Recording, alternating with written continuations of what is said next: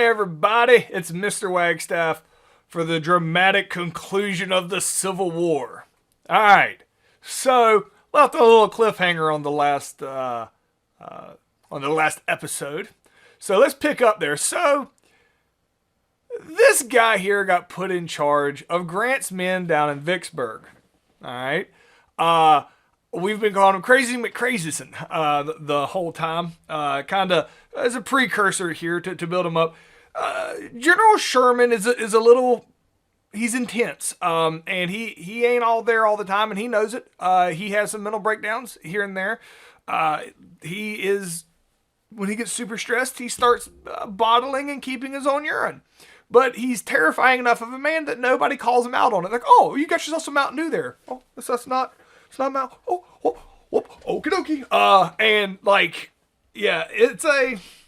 Now I do need to preface today as we get ready to talk about Sherman and what he does that is extreme. He does not do these crazy things because he's a crazy guy. Like he's unhinged. He takes a brutal approach to it. He doesn't do what he does because he's crazy. He does it because it's a decision to break the will of the South to fight. He's going to try to break the South. And he does it. He breaks the will of the South to fight. And there is nobody throughout history that's probably more hated than William Tecumseh Sherman in the South. Even John Brown. This man exceeds John Brown level of hatred. So let me go ahead and get started here today, and teach this to you because you're gonna like this. You're gonna like this. So yesterday we were talking about the finishing the war. All right. So what was happening is up here. Let me get my little markers out here. Boop boop boop boop boop. That Lee. What'd you say right here? This right here. This is Richmond. I'll put Lee here. And we got Grant. So Grant and Lee are running around Richmond. Grant is basically taking over little towns in the Shenandoah Valley. Lee's chasing him, losing men. It's kind of a war of attrition that Lee just doesn't have the men to keep up with this. He knows his days are numbered. But everybody had forgotten about Sherman down here in the South. All right. So I'm going to use a red line here for Sherman. So Sherman started over here at Vicksburg on the Mississippi River. All right. Is I got better red than that? Oh, apparently that's my red. So Sherman's just sitting here and nobody gives him orders. So Sherman's like, hey, let's go for a walk. I imagine. And his men are like, okay, cool. We like exercise. We're sitting here forever. He's like, no, let's walk to the ocean. And they're like, walk all the way down here to the ocean. You know how far that is? He's like, no, I'm not trying to walk down there. Let's walk to this ocean. Let's walk across the Appalachian Mountains and get to the east. And they're like, I don't want it. And he's like, let's do it. And he just starts walking. Now he calls this his march to the sea. What he's getting ready to do is infamous. He gets all of his men shoulder to shoulder. So it makes like a long line, and they're going to move this direction across the South. And you know what they're going to do? They're going to set everything on fire that they come to. Everything. Everything. They're going to burn it down. Private property. Stuff having nothing to do with the war. He finds all this cotton that's been built up that's like these people's entire livelihoods. He burns it. Burns it. And he's pointing out that, hey, the South isn't like, the South's like, yeah, Lee, get him, Lee, get him. Well, the South isn't ready to quit. And he's like, all right, I'm going to make them ready to quit. And he sets the South on fire to break the will of the South to fight. All right. This is shocking. This is also like illegal. It's like you can't just set people's private property on fire in theory. All right. But he burns everything down because he's like, guess what? You can't stop me. You don't have an army to stop me. There's nothing you can do. The only way to get me to stop fighting is to burn down, or the only way to get me to stop is surrender. If you surrender, I'll stop. Short of that, I will not stop. So Let me get my red color out here again. So he's going to march and set stuff on fire, and people are furious. He gets here to Atlanta, Georgia. Now, Atlanta had been a little selfish, all right? So Atlanta here, and I'll outline it in blue. Atlanta had their own army of like 30,000 men. They'd kept them the whole war. They have not given them the Lee. It's kind of a jerk move for the South. They're kind of salty to protect Atlanta. So keep in mind that Sherman rolls up here with Grant's 100,000 men. And he can roll right into Atlanta, and he's going to destroy Atlanta. But here's what Sherman does. And this shows that he, like, while he's a little different, he ain't dumb. He has a clear-cut goal. Let's set the South on fire so they stop fighting. All right. He gets to Atlanta. He gives them the option. He's like, hey, I'm going to get ready to come burn your whole city to the ground. I know y'all got like 30,000 troops in there. Here's what we're going to do. We're going to give you 24 hours. Like, we can just bum rush you right now, burn your city down, kill everybody. We can do all that. But we're not going to. We're going to give you 24 hours. So in 24 hours, we're going to come in there and we're going to burn your city down. There's nothing you can do about that. But here's what you can do. Y'all can all leave. Your army can come out here and fight us like men, and we can wipe them out here. Or they can retreat in the middle of the night and nobody has to die. It's up to you. You know what the army does in the middle of the night? They retreat. Sherman marches into Atlanta and burns it to the entire city, gets burned to the ground. There is nothing today in Atlanta older than 1865. He burns the entire thing to the ground. The reason that's really important is he let the South know, you can't stop me. I gave your military, there's 30,000 guys that are supposed to defend you, they ran from you. There is nothing you can do to stop me. And the South is, they're yelling, they're furious, like, stop burning our stuff. He's like, whatever. He gets all the way out here to the ocean. He actually gets to the ocean. All right. And he gets out here, and then it's actually more down in Savannah, Georgia. Destroys everything. Then and because this battle up here, let me circle this. This battle's still taking place between Lee and Grant as they're skipping from town to town to town. Grant's like, or Sherman's like, okay, I mean, kind of figured I'd die by now, but we're good. And he starts north to go meet up with Grant and Lee. All right, I mean, to meet up with Grant against Lee. He starts going back and forth through South Carolina, taking his sweet time. He really spends his time here in South Carolina, like more so than anywhere else as he is heading north. Why would he destroy South Carolina? Well, who started the war? Who's the first one to secede? This was actually South Carolina's idea. He is punishing South Carolina. He's like, hey, y'all can't stop me. And I'm not going to stop. I'm not taking my foot off the gas. The only possible way that you can get me to stop is if you surrender. All right. So Grant and Lee see this, and Grant's like, whoa. I should also point out, Lincoln is horrified by this because Lincoln wants to bring the South back in. You just set the whole South on fire. They're not going to be happy. Lincoln tries to tell him to stop. Sherman ain't dumb. He knows that Lincoln is going to try to tell him to stop. So you know what the very first thing that Sherman does in every town he gets to? He destroys their telegraph lines so that Lincoln cannot communicate with him and tell him to stop. Because once Lincoln gets word to him that he has to stop, well, then you're just disobeying direct orders and you can be in a bunch of trouble. But if he can never actually tell you to stop, you haven't been told not to.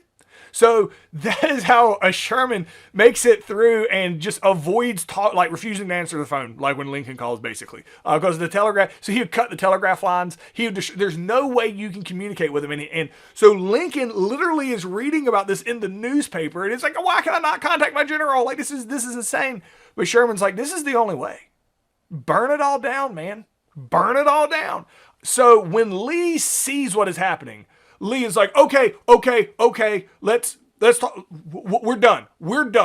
And Lee actually has the ability up here to surrender for the South. And he's like, okay, you know what, we're done. Tell him to stop setting stuff on fire. So Lee agrees he will surrender. You know what Sherman does? He's actually right here when this happens. He is just outside Charlotte. he stopped setting things on fire. He was like, all right, I told y'all, surrender, and I won't set things on fire anymore. So the war is basically over. The guys sit together, and we'll talk about the surrender here in just a second. So Lincoln's like, oh my gosh, like it's going to happen. It's going to like the war is going to end. Oh my gosh, Lincoln, this is big time. Lincoln's like, all right, I'm going to try to make slavery illegal. This is important. Lincoln knows the whole thing started over slavery. He also realizes as soon as this war is over, the South is going to come back in and they're going to argue again about slavery. He is not the Emancipation Proclamation, not a law that can be overturned. He is going to pass an amendment. He's going to write an amendment, and it's going to be the 13th change to the Constitution. So ingrained in the Constitution says slavery done in America. There's no more slavery. Now, you have to have like a massive support from Congress to pass a constitutional amendment. So keep in mind, there are still 5 slave states that are in the United States that are adamantly against this. Because they're like, we stuck with you so we wouldn't be punished. And Lincoln's like, we're past that. We're just going to do it. So he knows that if he waits for the South to join the United States again, and it's half and half, there'll be way too many Democrats in Congress at that point to ever pass an amendment. He's got to pass it now, before the South comes back in. While it's all Republicans who are anti-slavery, he's got to pass it now or it will never get done. And he passes the 13th Amendment, or he writes it and gives it to Congress. It is one vote. That's how much separated the yes. If one person who had supported the 13th Amendment said, I don't think we should do it, would not have happened. You start seeing, when they vote for the 13th Amendment, you see racism. Prior to that, you could make the argument it was a class system. There's slaves and there's poor people and there's white people. There's different classes.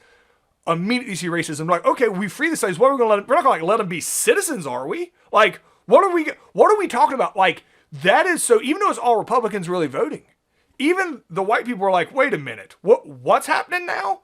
And it was like, I was cool with slavery when we were just going to send all the slaves back to Africa. We're just going to like let them stay here.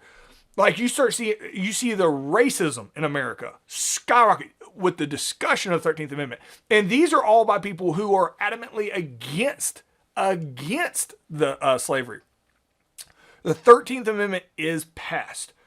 Obviously, the South is going to be furious about it. All right. The South is absolutely horrified, vicious. But what are they going to do?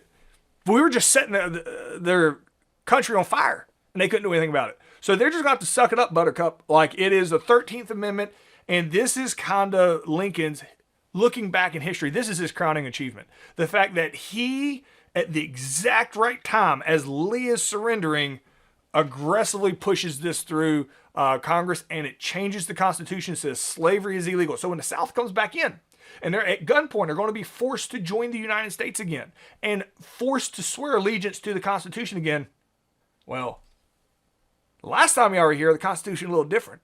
This time, the Constitution that we are mandating that you support says slavery is illegal.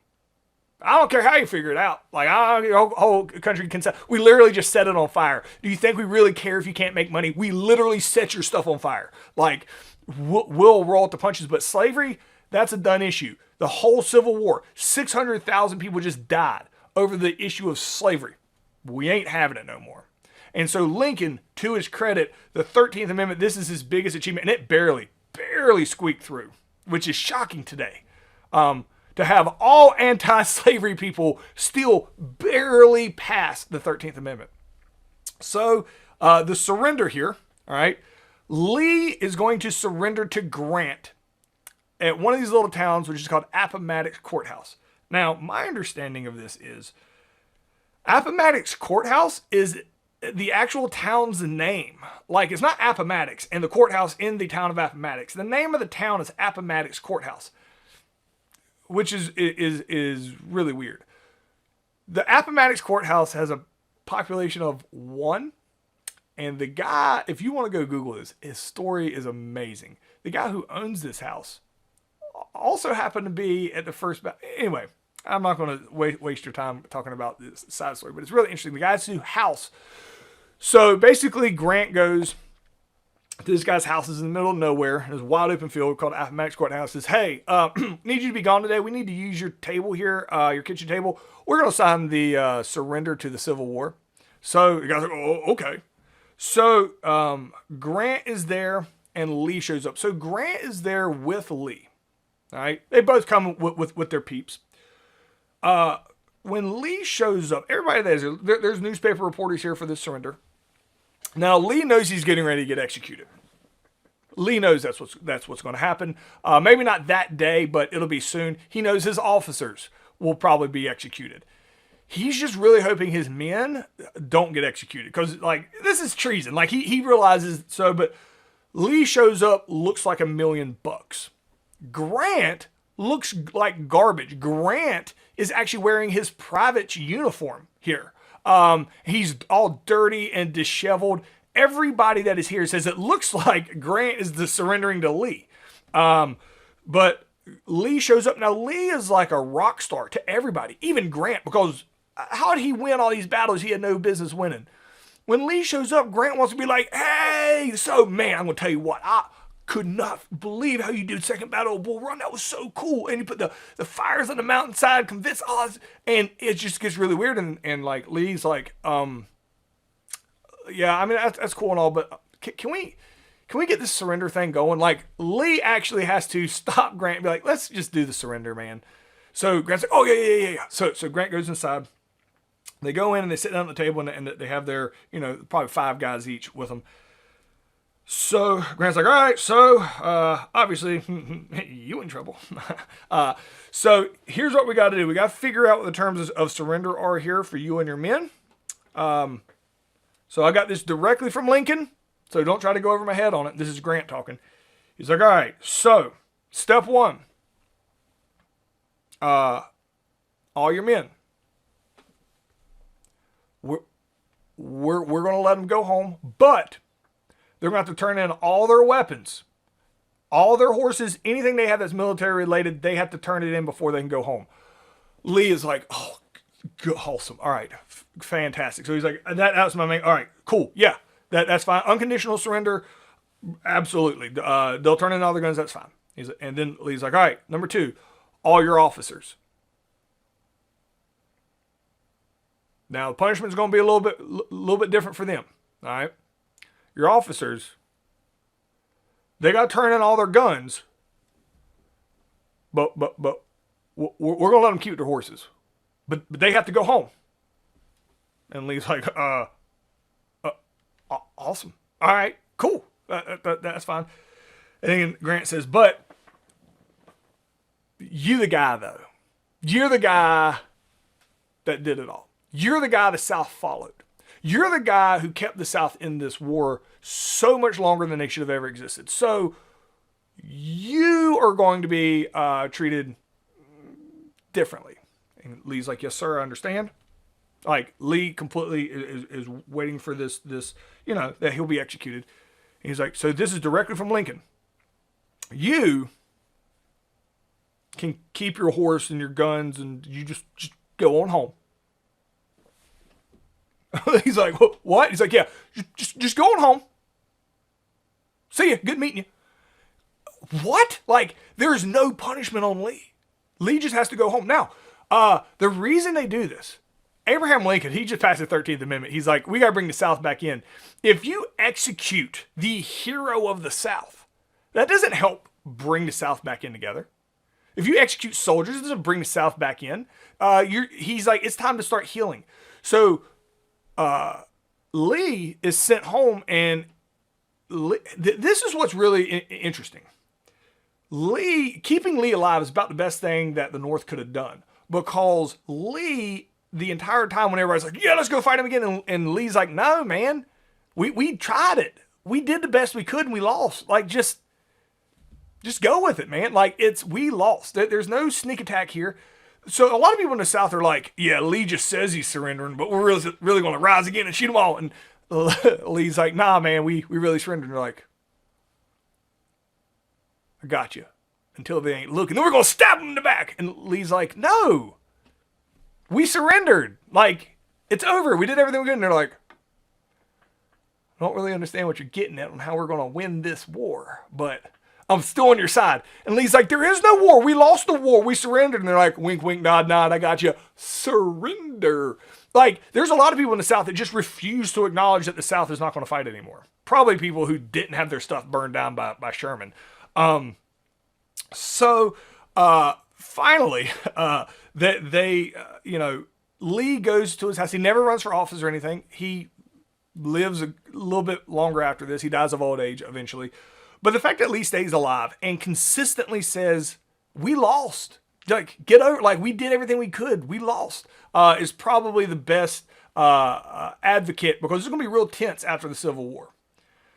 This is a painting. Like, Grant looks like super handsome. He's got his like general's uniform on here. This is probably not what Grant looked like at all. As Lee is signed, this is probably what Lee looked like.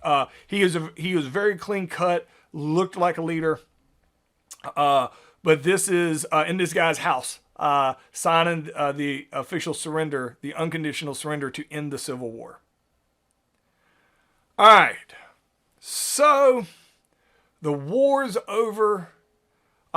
We got a whole unit after this to talk about Reconstruction, in which the South gets brought back into the United States, and a lot of growing pains on that. So, famously, Abraham Lincoln is going to get assassinated. So, I want to tell you the story about how that happens. This is a picture I should start with. This is him in 1860. And this is in 1865. I think I've showed this picture in a previous lesson.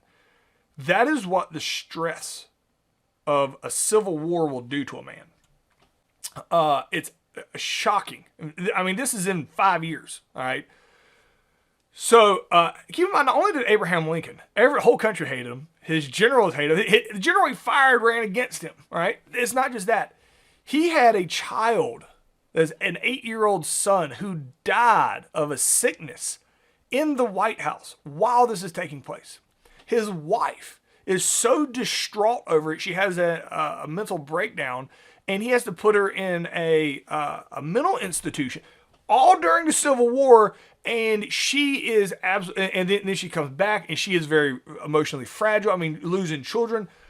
While he's sitting here day in and day out, trying to figure out how to run this battle. Since all of his good generals had left, he had to teach himself military strategy. And they said by the end of the war, he was a fantastic military strategist. And had never done anything before when he came into office. That amount of stress on a man is just unimaginable, and you can see it in his face in 5 years. So, the war ends. The 13th Amendment has been passed. Guess what? Abraham Lincoln's a hero in America. They're like, yay, Abraham Lincoln, we love you. And he's like, really? Really? Where was all this support when I really needed it? He's like, well, I appreciate it. So the war's over. Everything's good. He's just started his second term. And his wife's like, hey, we've been through a lot. We need a date night. We just need to get out of the house. All right? And he's like, all right, I agree with that. So they decided to go see a play. Like, he hasn't left to do anything social or fun that's not job related since he started the presidency. So they're going to go watch a play in Washington D.C. They're going to go down the street and they're going to go watch a play. So they go out and they go watch this play. There is a group of guys who believe that that Lee is just playing possum. They're like, yeah, Lee's really, what he needs is he just needs somebody to start a catalyst here and start this thing over. So the belief is, if you kill Abraham Lincoln, this will allow the South to rise again and win the Civil War or whatever, because Lincoln's still the enemy. There's a guy, John Wilkes Booth. All right, John Wilkes Booth knows that Abraham Lincoln is at this play. He knows he's up in the balcony sitting in the balcony section. John Wilkes Booth, and there's a group of guys here who are supposed to kill different people. John Wilkes Booth is the most famous who pulls his off.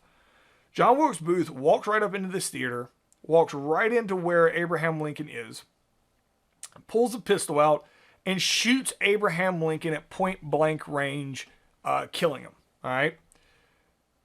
He then jumps from the balcony right here down. He catches his leg on this banner right here, and he breaks his leg and falls into, I don't know at what point he broke his leg, but he falls, breaks his leg, hops up, screams something. Oh man, I should know it's like in Latin, but basically like the South will rise again kind of thing.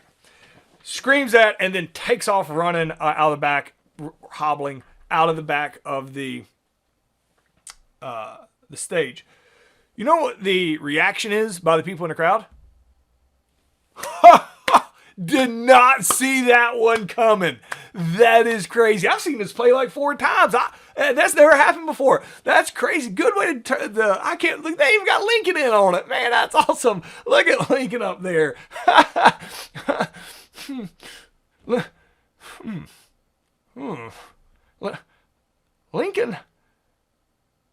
Lincoln bleeds convincingly. Uh-oh. All right. The people don't stop John Wilkes Booth. They think it's part of the play.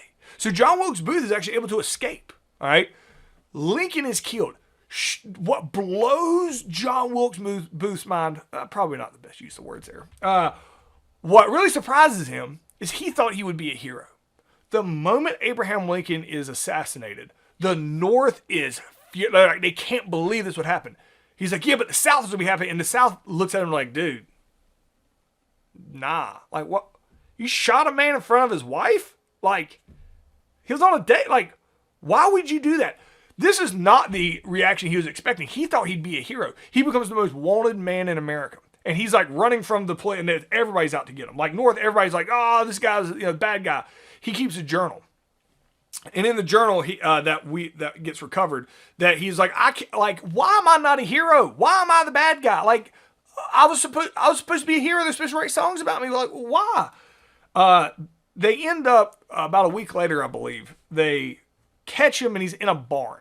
So they like surround the barn, and John Wilkes Booth is inside the barn. They're like, all right, come on out, John Wilkes Booth. And he's like, no. And they're like, all right. So they're not going to go in there. He clearly has a bunch of weapons. So they just set the barn on fire, expecting him to come out. He doesn't come out. Barn burns down with him in it. They know he's died. They know he's in there because they found a skeleton with a broken leg.